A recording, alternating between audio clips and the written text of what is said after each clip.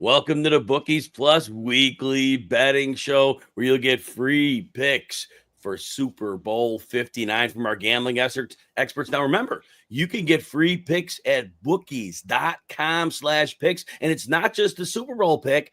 Any sport, we've pretty much got you covered. So make sure, again, you're bookmarking bookies.com/picks and going there often. This week, we'll have picks from Bill Speros, the senior betting analyst for bookies.com. You got Adam, the ATM Thompson, one of the nation's premier handicappers, over 60% of his NFL picks over the last 3 years. And he's running those same rates, NBA, MLB, I believe, too, but at least other sports.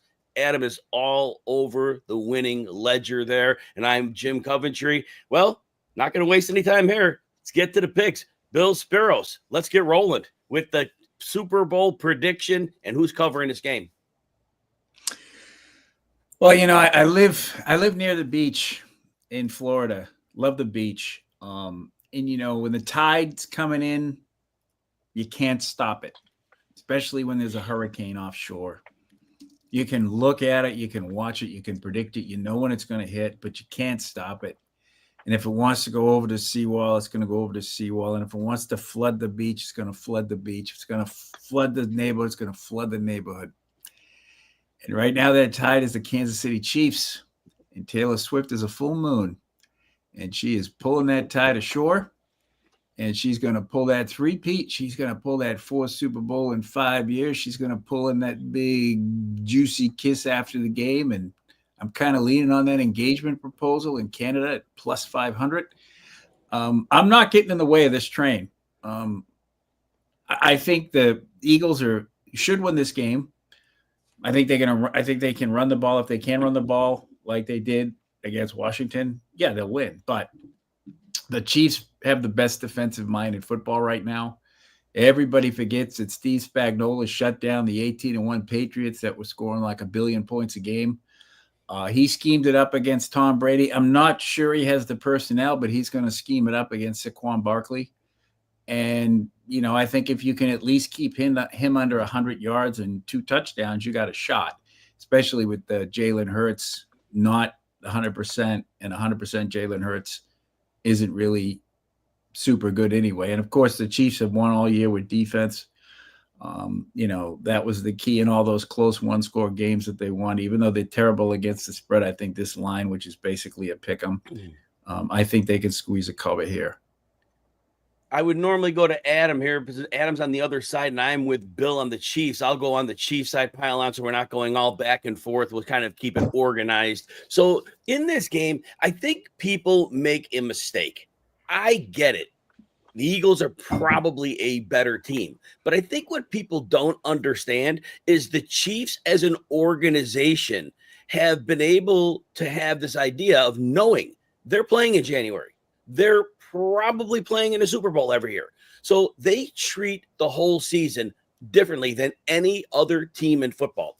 This team toys with different ideas throughout the season, different ways. For example, with Xavier Worthy, they found different ways to try him and integrate him. Then when they figured some things out, they pulled back on them. I believe they hold things back. The beat reporter, Nate Taylor from The Athletic, who covers the Chiefs, says, yeah, they'll never tell you they're going to do that. He goes, I guarantee you, this team holds out what they need for when they need it. So yes, the Chiefs may not have a better team than the Eagles, but I'm not convinced of that, because I think the version of the Eagles we'll see in the Super Bowl is a same level of team. Do they have the superstar power? No. Do they have the same offensive line? No. The Eagles have an edge there.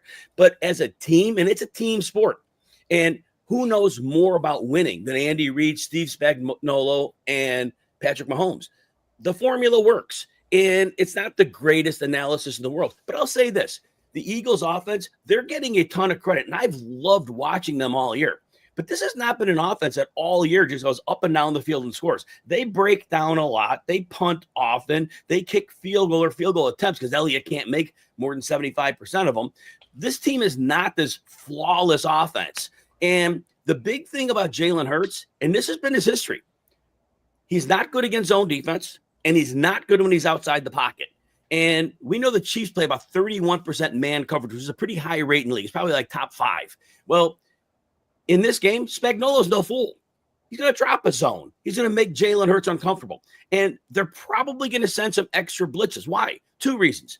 If there's going to be a run play, they're going to get some extra gaps covered with the blitz. But if Hurts decides to go on a pass play, they funnel him to the outside. I think they're going to make him uncomfortable often. Will Barkley get his yards? Yes, he will. But I think the zone defense is going to make it really hard for them to pass. And on the other side of the ball, we love Vic Fangio. Vic Fangio has crafted a wonderful, amazing defense. But here's the whole style of what Fangio does.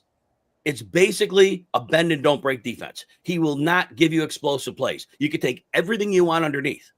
What team is better at taking that? It was like the Brady days. 15-play drive? Fine. I'll take a 15-play drive. You want to give me 4 or 5-yard passes over and over? This team is built for that.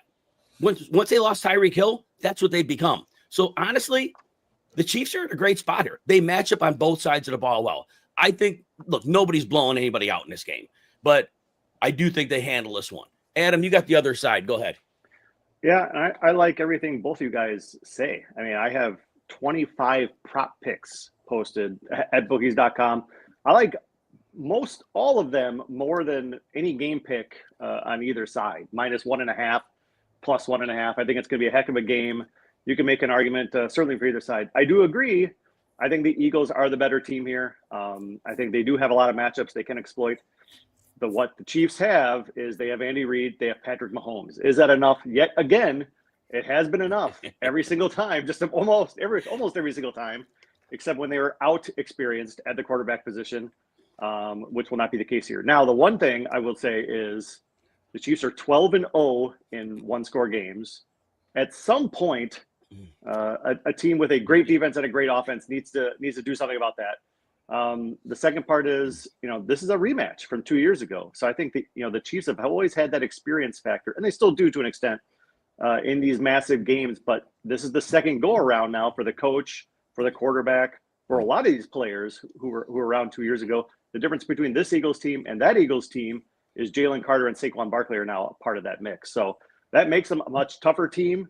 And I think it can happen. I'm picking it to happen. I like the points because I could see this being a kick to win the game on the final play type of game. But I can't argue against the Chiefs a ton. I am picking the Eagles. I think it's going to be a heck of a game.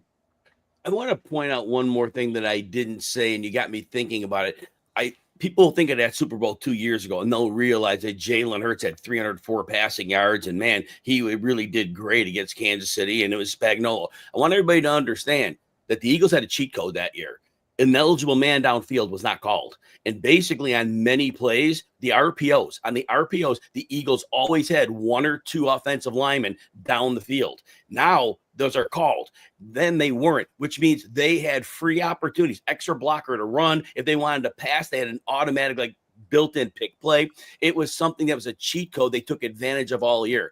That is obviously no longer there. So Hurts is going to have to do this without the benefit of what he had 2 years ago. I wanted to add that in. Anybody else before we get to our props? Any other counterpoints, additional points on the game itself? I'll add something that you could argue the under is actually a decent play here. Is that Mahomes in 4 Super Bowls, he's been the man in 3 of them.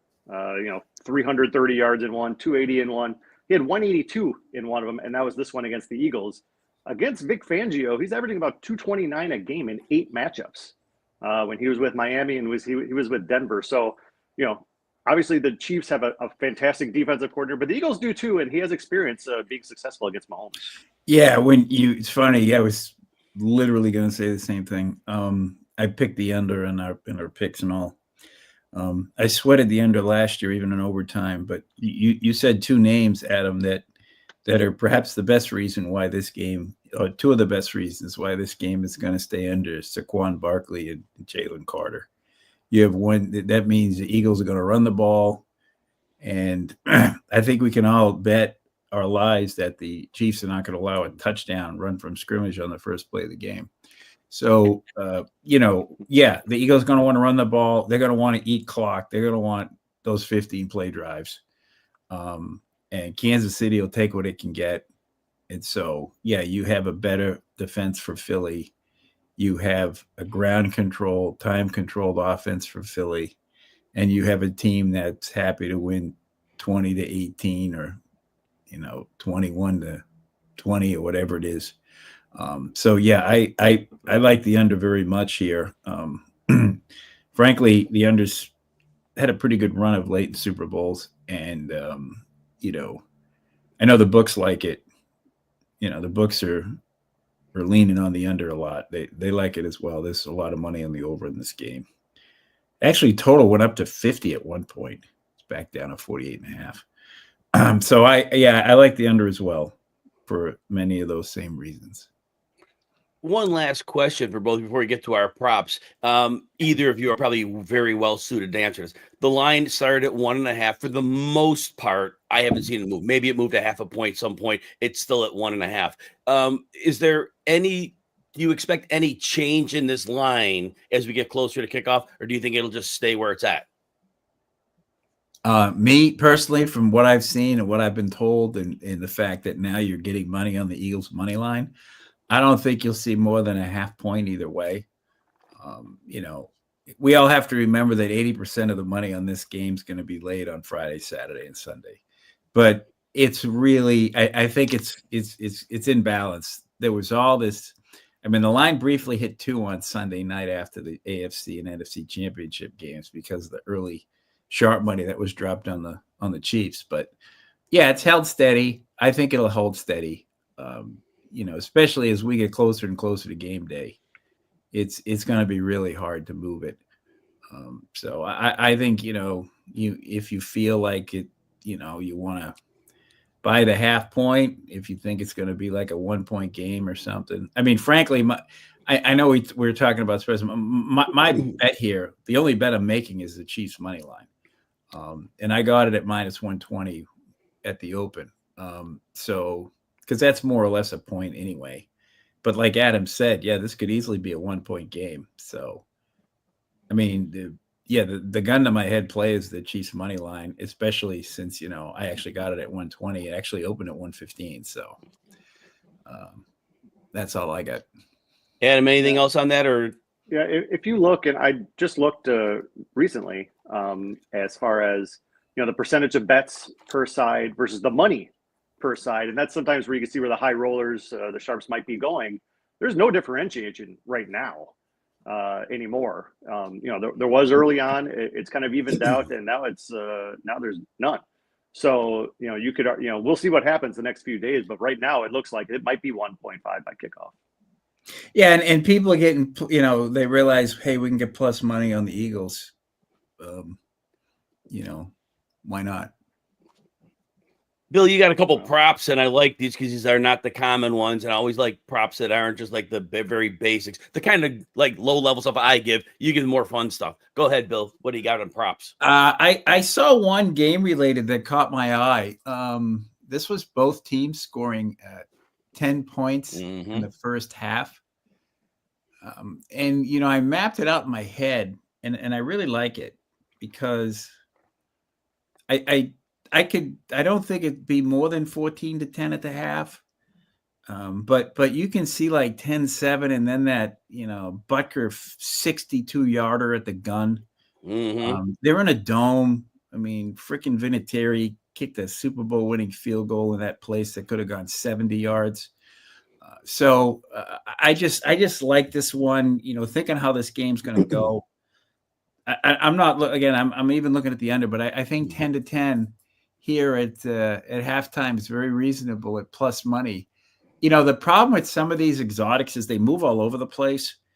A lot of them will have $2,000 or $1,000 limits, but if somebody limits up on one of these like crazy numbers, it's going to move.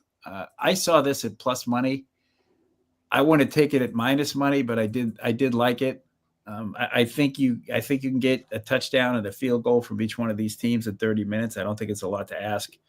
And you know how Philly loves its turnovers. Of course, the Chiefs didn't turn the ball over,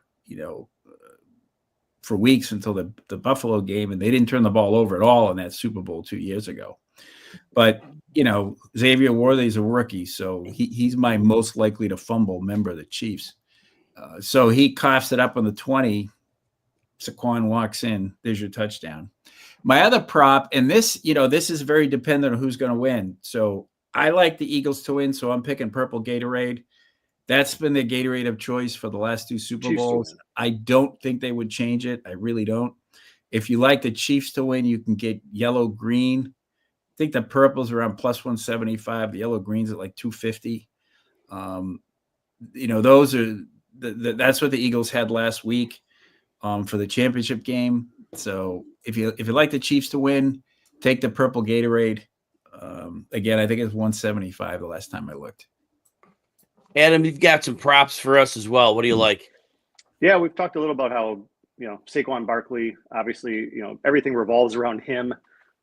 It's going to be a huge part of the Philly experience. And one of the props I saw was 10 plus rush yards in each quarter for Saquon Barkley. And he averaged, he would have to do well under half of his average for each quarter to not hit this. First quarter, he averages 24.6. Second quarter, 22.9. You go in the second half, 41.7 in the third quarter on average, 36.1 in the fourth quarter on average.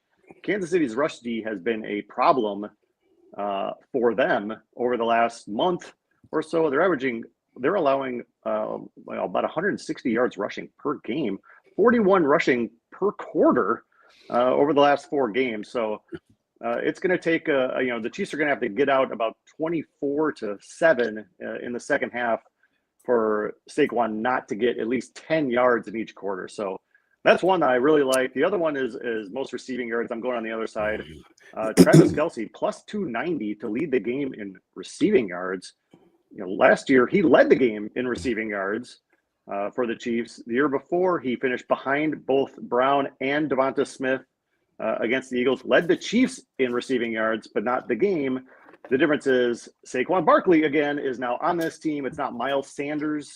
Jalen Hurts does not have to throw for 300-plus yards for Philly to be competitive. They just need to hand the ball off a lot. So, on the flip side, I think KC, if this is Travis Kelce's last game, which if Taylor Swift has anything to say about it, it probably isn't. But he's getting up there in age. If it's his last game, Mahomes knows it's his last game, and they're going to beat each other ad nauseum anyway. I think there's a real chance he still leads this game in receiving yards, and plus 290 is something I really saw and liked for this game.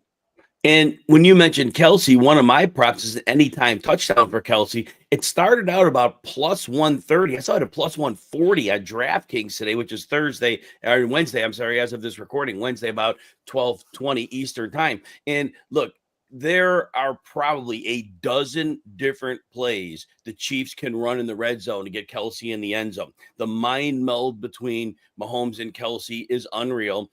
If this is indeed behind the scenes of Mahomes as an indication it's Kelce's last game, he's the kind of quarterback that doesn't have to force a play to get it where he wants it to go. It can be one of those things. I'm getting you the ball, but it's not going to ruin the play. So I think that somebody if they're going to force it, it's a problem. I don't think that's an issue here. And Kelce's history of scoring in the postseason has been decorated. And in this particular game on this big stage, if this is his last one, Mahomes, I think, will want to have him on that send-off. That might be a big deal. To me, plus money on that's a great bet.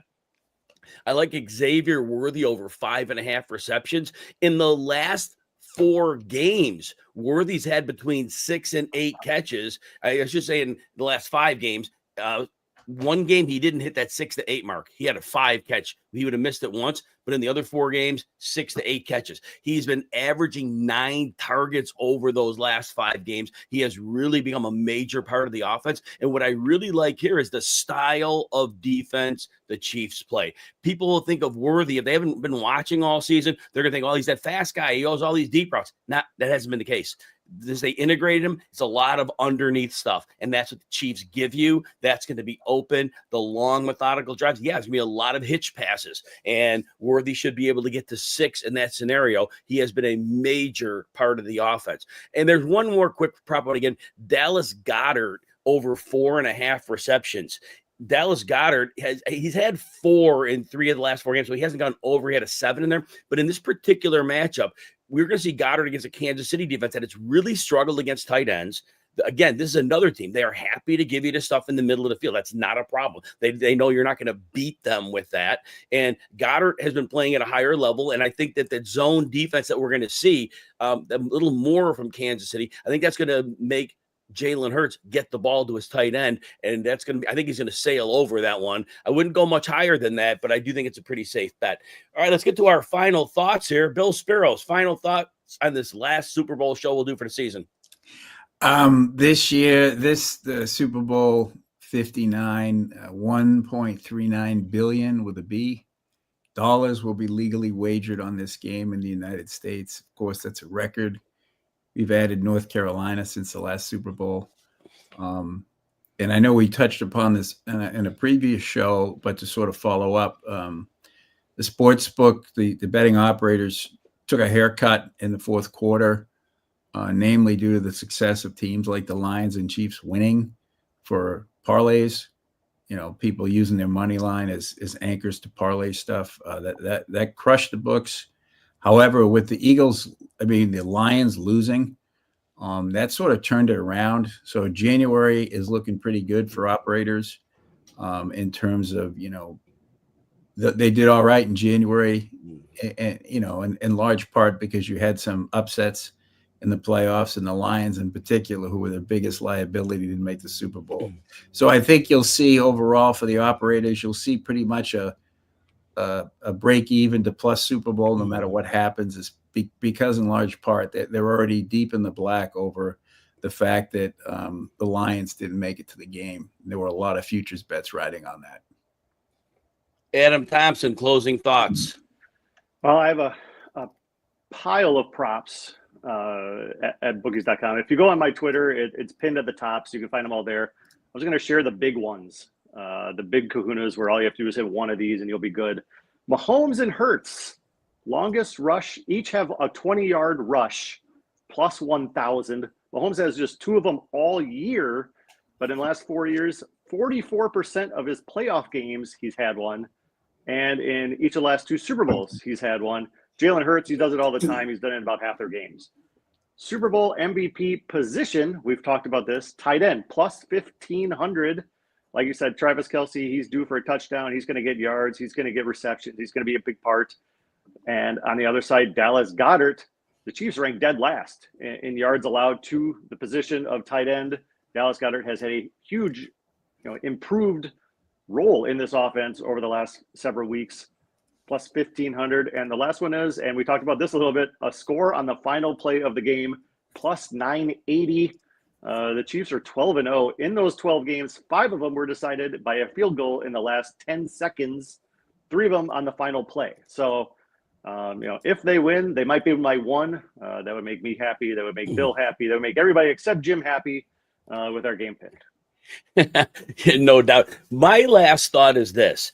If you are one of those people that are doing the same game parlay, some people like them, some people hate them. Smart gamblers typically probably don't do them a whole lot. If you're going to do a player prop, but it's with the idea that a specific team is going to win. For example, if you want to go Barkley over 150 yards, but your idea is that's going to be the key to the Eagles winning, then why not just take Barkley and the money line on the Eagles? If that's your thought, then just make it a secondary thing. And instead of making a single bet, you would change the status of your odds. Like Barkley is minus 195, let's score a touchdown. Well, you put it in with a money line. Again, if you think they're going to win, just think about it that way. If you're going to play that might just be a little way to boost your odds from something you're expecting to happen if it's going to be going along with that. Now, if you want notes on this game, I have 13 pages of them. You can find them on my X at Jim Coventry NFL. They're pinned there. They're free. Go ahead and check them out. I break down every position on the field for this game, trends. I go through game narratives, and then some prop bets as well. So this has been a great season. Everybody, let me put the picks on the screen for everybody here while we get at it. And before I get some closing thoughts on the season as well. Yeah, let's get this one on here. And here we go. So there goes the picks here. And as you see, Bill has the Chiefs minus 1.5. The props, both teams, 10 or more points in the first half. Likes the purple Gatorade. Adam Thompson's going with the Eagles plus 1.5. Saquon, 10 rushing yards in each quarter. I love that one too. Kelce, the most receiving yards in the game. I go with the Chiefs -1.5. I had the score predicted 30-24, so I'd have it with the over, but I know Adam and Bill like the under, and they gave some fantastic reasons for that as well. I have Xavier Worthy over 5.5 receptions, Kelsey an anytime touchdown, and I also did throw in Dallas Goedert over 4.5 receptions. We did give our closing thoughts. This is our last show for the season. Anything, final words beyond that for either of you gentlemen? Bill, anything from you? 13 pages. Yes. 13 pages. I like to sleep. You can sleep when the football season's over, right? Yeah, exactly. Oh, I don't know if I could write 13 pages on anything except Tom Brady. Oh, no doubt about it. We do a lot of trends in there too, team trends. A lot of different pieces of information. But yeah, some people like to have something to do when they want to waste some time. I'm a good time waster. Adam, any final season words for you that this is our last show? No, it's been a blast. Did this every week. It was a lot of fun. Well, hopefully we're back next year. Yeah, I hope we're back next year. Everybody, appreciate you. Remember, bookies.com/picks. Football season may be over, but the team has you covered on pretty much any sport you're gambling on. So definitely bookmark bookies.com/picks. For Bill Speros, Adam Thompson, I'm Jim Coventry. Enjoy the Super Bowl and keep going to the site for more winning picks.